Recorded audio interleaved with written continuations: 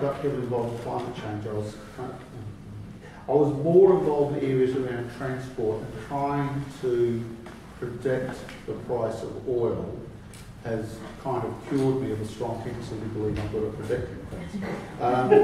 But it appears to be the case, and there seems to be reasonably good evidence to say that given the slowdown in demand for steel in China, the price of coke and coal is not, which is as the stuff that's used for making steel, much of which is, much of the West Coast mining, potential mining of coke and coal, the price is unlikely to recover a lot in the near future.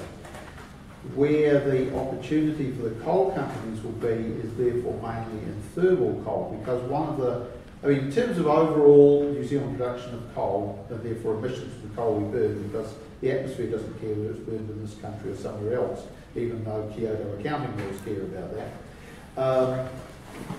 The likelihood is, or take Bathurst Resources as an example, right? They're the company that, after a 3-year legal battle from Forest and Bird, Bathurst finally outlasted them to the point that they got the right to mine the Denniston Plateau, but in the meantime, Forest and Bird had held them up long enough that the international coal price had dropped, and now they can't afford to mine the Denniston Plateau.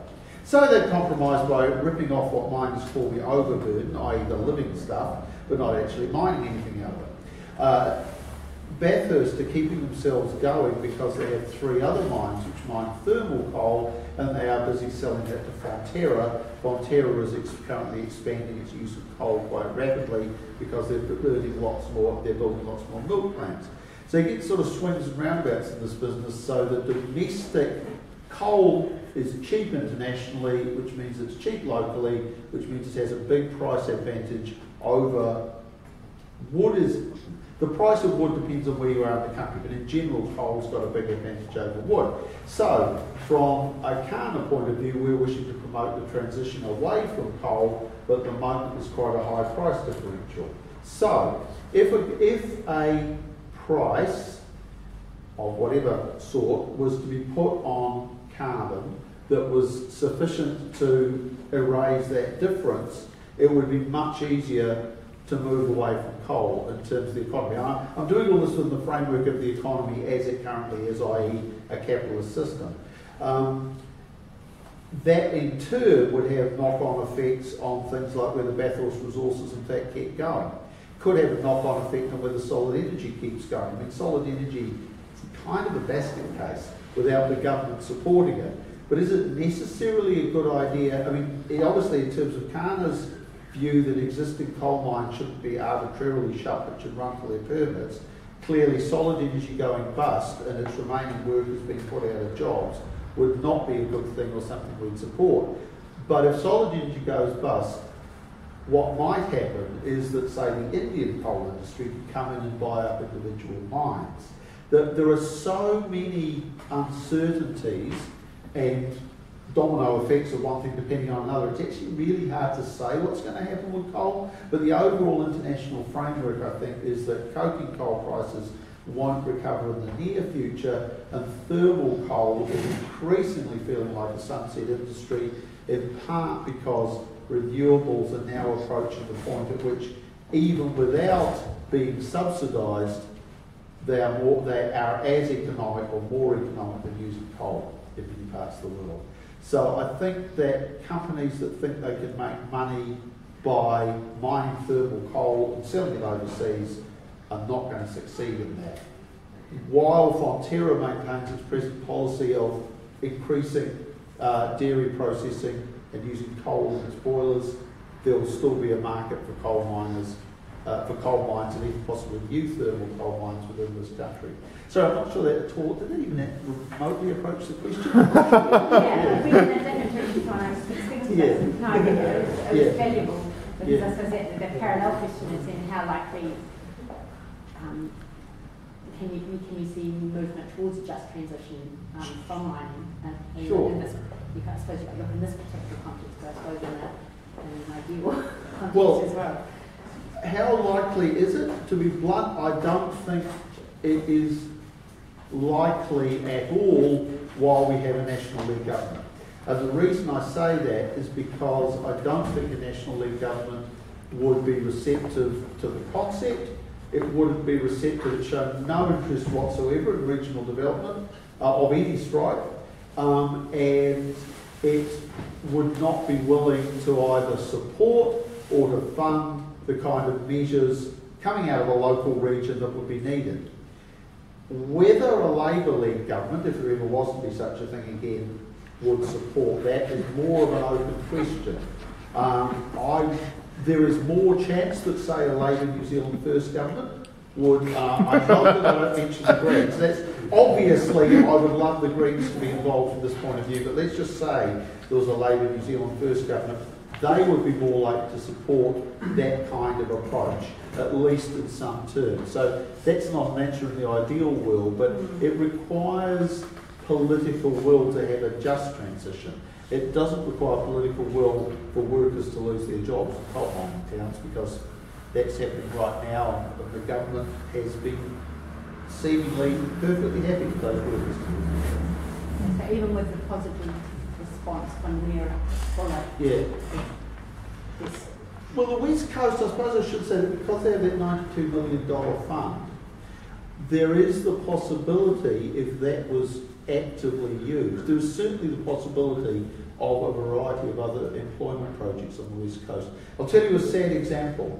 One of the projects that was set up with Development West Coast money was a cranberry farm.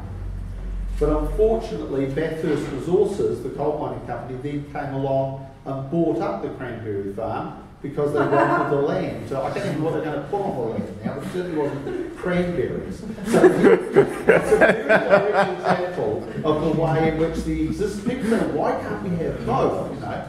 But in a number of ways, having a fossil fuel dominated economy actually gets in the way of having a low carbon economy. Obviously, they're not all like buying up a cranberry farm. Yeah. So I'm not saying there isn't a prospect, but there has to be half the condition is there, which is that the coal industry is going, but the other half, which is the willingness to act on alternatives, at least on the West Coast, isn't there yet. It may get there, but it isn't there yet. Do we want to ask about Labour's policy?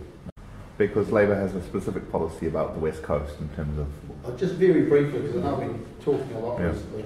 Labour has Labour's plans, the West Coast, which I think was a policy dated from the last election. And they, among the things they have are ensure that miners are safe by implementing the recommendations of the Pike River Royal Commission, including check inspectors elected by the miners. That sounds like a very good idea to me. Support the mining industry by fixing solid energy and focusing on its core business. What does that mean? Does it mean running the remaining mines safely until they end their permits? Well, Coal Action Network Aotearoa would support that. Does it mean starting up lots of new coal mines or expanding existing ones? We wouldn't support that. So without knowing what that statement actually means, it's hard to say. It also includes investing growth and jobs on the West Coast through our $200 million Regional Development Fund. Well, again, if the right investments are made, and if there's a balance of local initiative and central government support, that could work very well.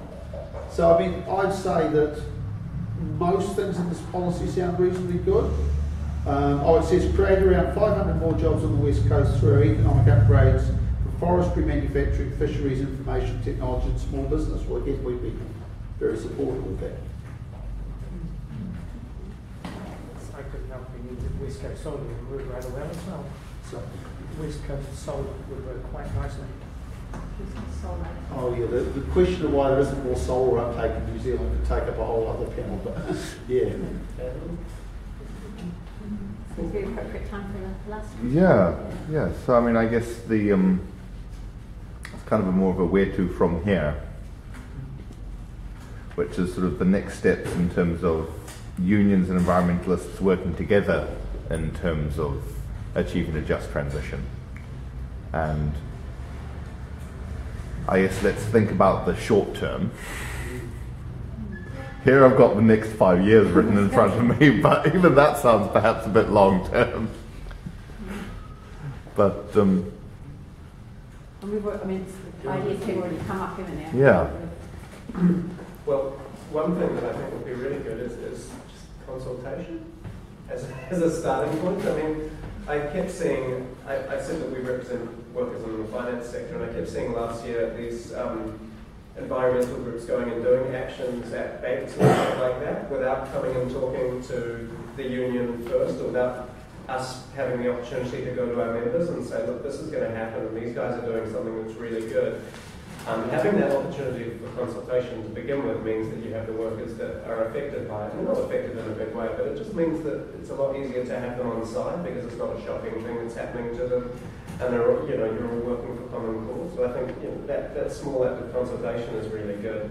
And it also gives you the ability to find your areas of common concern. So actually that's something that really does affect me. And to find the sort of no-go areas as well, to say, all right, well, we can push our campaign this far, but when it gets to that point, they're going to start pushing back, so we need to limit ourselves to this.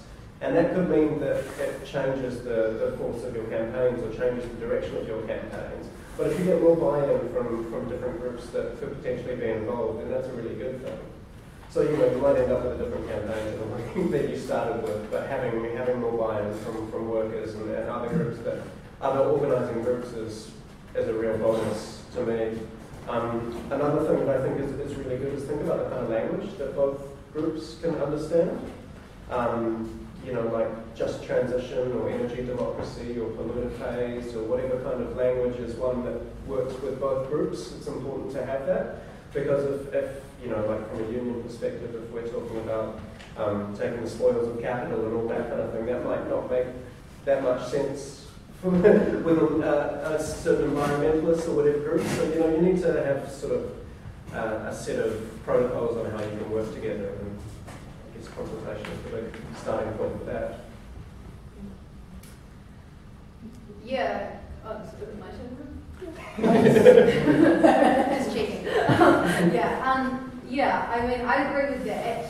I think that there is, fundamentally, there is this contradiction around, basically, the drive to make profit and governments, basically, generally at the moment, nationally government, who knows? They're talking about changing the 0 hours law, so, this kind of, But, I mean, the thing is that one thing that is always seems to be proven right is that when you run good campaigns and getting people active politically, that actually changes the way that society is being driven. So I don't,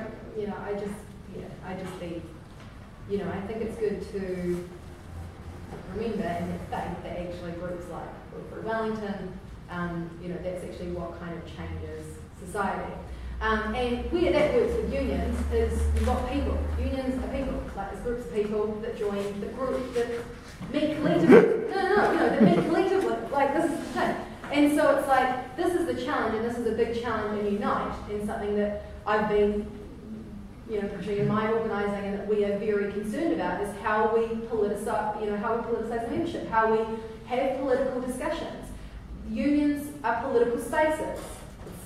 People getting together and making decisions about how the union will run and how they think aspects of work should run, but also wider questions. And so I think that definitely in terms of working together, sure, our union doesn't work in any energy areas, but no one in our union works in any energy producing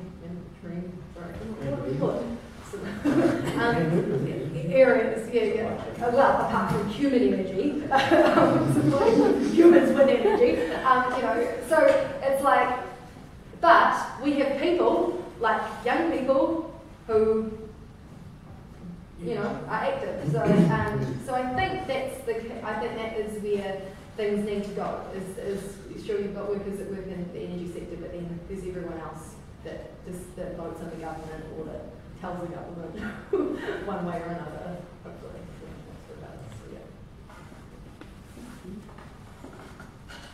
I agree with the last two speakers, but there's other things, I think it was the capital campaigns that were going, there was no blood for oil. And it was what we were there, we co-funded those things with us, we helped, we're out there, you know, our union, we were part of one, we were part of the spearhead of the apartheid, no